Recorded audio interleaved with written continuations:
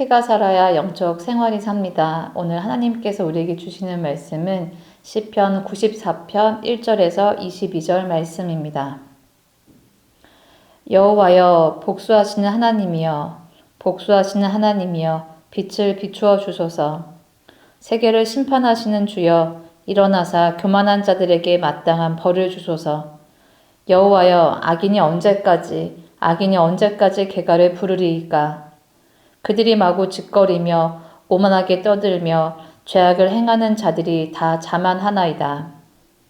여호와여, 그들이 주의 백성을 짓밟으며 주의 소유를 공고하게 하며 과부와 나그네를 죽이며 고아들을 살해하며 말하기를 여호와가 보지 못하며 야곱의 하나님이 알아차리지 못하리라 하나이다. 백성 중에 어리석은 자들아, 너희는 생각하라. 무지한 자들아, 너희가 언제나 지혜로울까. 귀를 지으신 이가 듣지 아니하시랴. 눈을 만드신 이가 보지 아니하시랴. 뭇 백성을 징벌하시는 이, 곧 지식으로 사람을 교훈하시는 이가 징벌하지 아니하시랴. 여호와께서는 사람의 생각이 허무함을 아시느니라.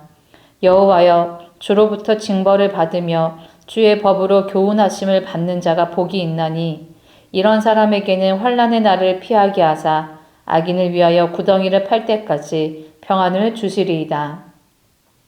여호와께서는 자기 백성을 버리지 아니하시며 자기의 소유를 외면하지 아니하시리로다. 심판이 의로 돌아가리니 마음이 정직한 자가 다 따르리로다. 누가 나를 위하여 일어나서 행악자들을 치며 누가 나를 위하여 일어나서 악행하는 자들을 칠까? 여호와께서 내게 도움이 되지 아니하셨다면 내 영혼이 벌써 침묵 속에 잠겼으리로다. 여호와여, 나의 발이 미끄러진다고 말할 때에 주의 인자하심이 나를 붙드셨사오며 내 속에 근심이 많을 때에 주의 위안이 내 영혼을 즐겁게 하시나이다. 율례를 빙자하고 재난을 꾸미는 악한 재판장이 어찌 좋아 어울리리이까. 그들이 모여 의인의 영혼을 치려하며 무죄한 자를 정죄하여 피를 흘리려 하나, 여호와는 나의 요새이시요 나의 하나님은 내가 피할 반석이시라. 아멘. 오늘 본문은 시인의 강한 외침으로 시작합니다. 아마도 시인은 괴로운 현실을 마주하고 있는 것 같습니다. 더욱이 하나님을 복수하시는 하나님, 세계를 심판하시는 주로 부르며 하나님이 직접 개입하시는 것을 요청하는 걸 보면 시인이 생각하기에 악한 이들이 너무나도 분명하게 있는 상황일 것 같습니다. 그래서 시인은 하나님께 호소하듯이 하나님의 심판을 요청합니다. 이런 기도는 낯설지 않습니다.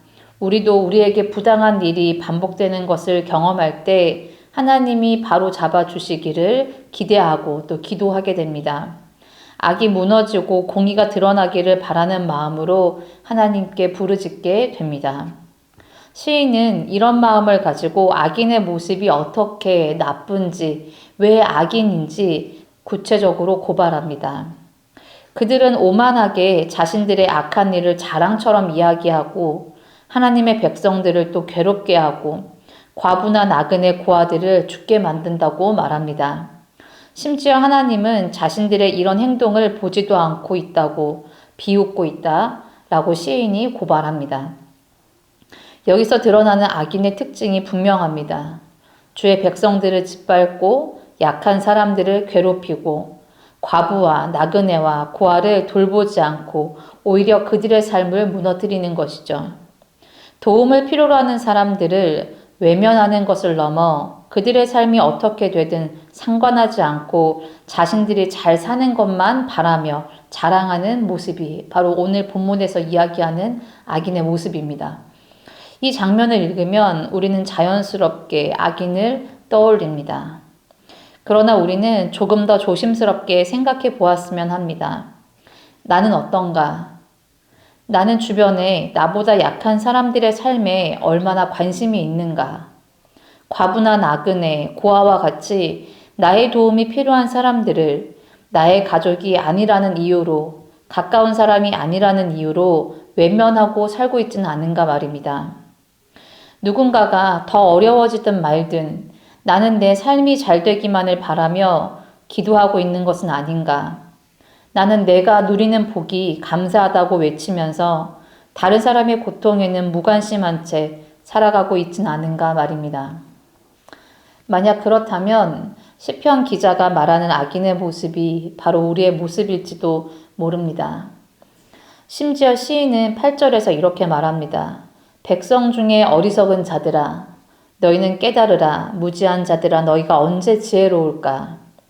이방인 중에 악인, 이방인 중에 어리석은 자라고 말하지 않고 백성 중에 어리석은 자들이라고 말합니다. 주의 백성 안에도 하나님을 잘 모르고 어리석은 자가 있을 수 있다는 뜻입니다.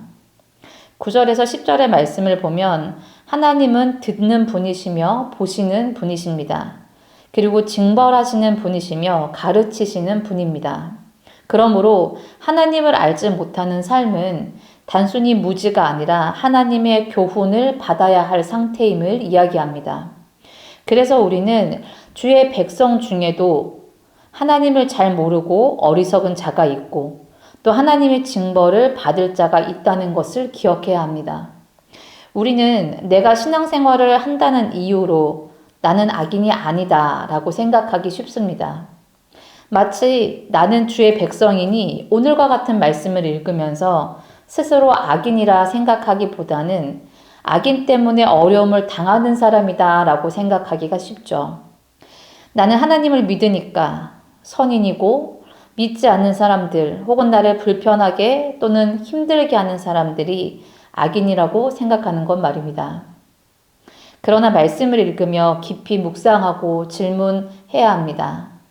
혹시나 내가 나의 악함을 알아차리지 못하고 형편이 괜찮으니 그냥 이렇게 잘 살고 있다고 생각하고 있는 것은 아닌가?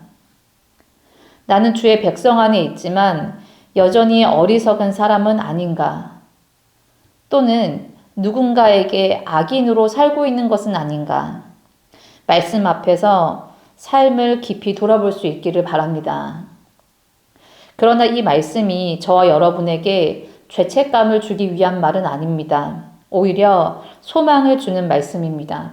12절의 시인이 이렇게 말합니다. 여호와여 주께 징벌을 받으며 주의 율법으로 교훈을 받는 자는 복이 있나이다. 아멘. 징계를 받는 사람이 복이 있다고 말씀하십니다. 하나님께서 바로 잡으신다는 것은 버리신 것이 아니라 계속 가르치고 계신다는 뜻이기 때문에 그렇습니다. 그리고 바로 이어서 하나님께 교훈을 받는 사람은 환난 속에서도 평안을 누린다고 이야기합니다. 하나님이 그를 버리지 않으시기 때문입니다. 징계를 받는 것은 버림받음이 아니라 붙들림인 줄 믿습니다. 하나님께서 우리를 포기하지 않으셨기 때문에 교훈하시고 또 바로 잡으십니다. 그래서 시인은 징벌과 교훈을 그의 인생의 소망으로 붙잡고 그렇게 자신을 붙잡으시고 보호하시는 하나님을 찬양하게 됩니다. 17절에서 19절에 이렇게 고백합니다. 여호와께서 나를 돕지 아니하셨더라면 내 영혼은 벌써 침묵 속에 잠겼을 것이다. 내 발이 미끄러진다 할 때 여호와여 주의 인자하심이 나를 붙드셨습니다. 내 속에 생각이 많을 때에 주의 위안이 내 영혼을 즐겁게 하셨습니다. 라고 이전의 일들을 고백합니다. 시인은 하나님이 자신을 붙드셨던 경험을 기억하고 고백하는 것입니다. 미끄러질 때 붙드셨고 근심이 많을 때 생각이 복잡할 때 위로하셨습니다. 그래서 이렇게 고백합니다. 여호와는 나의 요새이시요 나의 하나님은 내가 피할 반석이시라. 아멘. 복수를 외치며 시작한 시가 하나님의 징벌을 복이라 말하고 하나님을 신뢰하는 고백으로 마무리됩니다. 우리는 때로 누군가에게 악한 사람이 될 수도 있습니다. 악한 사람들로 인해 어려움을 겪는 사람이 될 수도 있습니다. 그러나 하나님을 경험한 사람은 알게 됩니다. 하나님이 우리의 악함을 드러내셔서 고치시는 것도 은혜이고 우리의 연약함을 붙드시고 보호하시는 것도 은혜라는 것을 말입니다. 묵상을 마치며 여러분께 이렇게 부탁하고 싶습니다. 먼저 우리 주변의 다른 악인의 모습을 보는 것만으로 멈추지 않기를 바랍니다. 오히려 나에게 악인과 같은 모습은 없는지 돌아볼 수 있기를 바랍니다. 나는 나의 복만 감사하며 살아가고 있는 것은 아닌지, 내 주변에 연약한 사람들의 삶에 무관심하진 않은지, 또 말씀 앞에서 주변을 살피며 점검해 보시기를 부탁드립니다. 만약 하나님이 회개하게 하시고 때론 징벌로, 때론 말씀으로 교훈하신다면 그것을 복으로 받으며 기쁨으로 변화하시기를 축복합니다. 더불어 어떤 악인으로부터 환난의 때를 보내고 계신 분이 있다면 우리가 미끄러질 때나 넘어질 때, 무너질 때 붙잡으시는 분이 하나님이십니다.